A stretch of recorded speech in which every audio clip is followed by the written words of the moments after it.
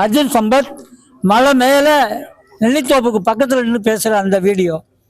இன்னொரு video, திருப்பாலையில் RSS சாகா நடப்பதை விடுதலை சிறுத்தைகள் நேரடியாக போய் பேசுகிறாங்க. காவல்துறைக்கு அவங்களுக்கும் வாக்குவாதம். இந்த 2 வீடியோவும் எல்லார் கண்ணுக்கும் படுது.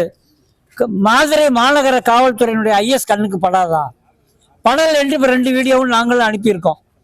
கலெக்டருக்கு இப்போ ரிப்போர்ட் கொடுக்குறோம். நான் பார்க்க சொல்கிறேன், சட்ட ஒழுங்கை பாதுகாக்கிறேன்றாரு. சட்ட ஒழுங்கில் இங்கே ஒரு சமூக ஒழுங்கை சீர்குலைப்பது என்பது ஆர்எஸ்எஸ் சங்கபரிவார அமைப்புகளுடைய வேலையாக இருக்கிறது. ஓராண்டு கால பிரச்சனை இது. ஏதோ நேற்று தொடங்கின பிரச்சனை இல்லை, எங்களுக்கு தெரியலன்னு சொல்றதுக்கு தப்பிச்சு போக முடியாது. இந்த கார்த்திகையிலிருந்து அது தீவிரமாக இருக்கு. நேரடியாக கலரும் போது மலைக்கு ஓடுவது, மலையில் இருக்க தர்காவை அகற்றுவோம்னு எச்ராஜா பேசுனது, இவ்வளவும் பார்த்தீங்கன்னா தோழர் சொன்ன மாதிரி தினசரி ஒருத்தன் வர்றான். அங்கே 6ஆம் தேதி காடேஸ்வரர் ஒரு பெருங்கூட்டத்தோடு வருவதாக இருக்கிறான்.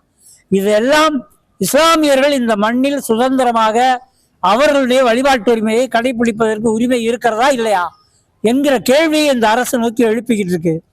நிச்சயமாக அப்படி அவர்கள் வருவார்களே ஆனால் நாங்கள் இஸ்லாமிய சொந்தங்களோடு நிற்போம், அவர்களுக்கு துணையாக, பாதுகாப்பாக, தோழமையாக நிற்போம் என்பதை இதன் மூலமாக நாங்கள் பதிவு செய்கிறோம்.